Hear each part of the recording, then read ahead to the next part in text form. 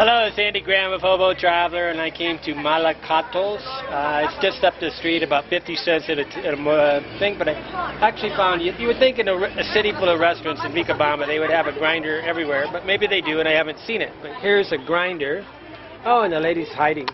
This says Cafe Malacatos, and I'm in a little tienda. S'appelle El Gato. It's right at the top of the market area, so this is kind of cool. And they grow the thing. Right here is sugar. This is all sugar. Up here, that's like panela they call it, but this is Cafe Malacatos.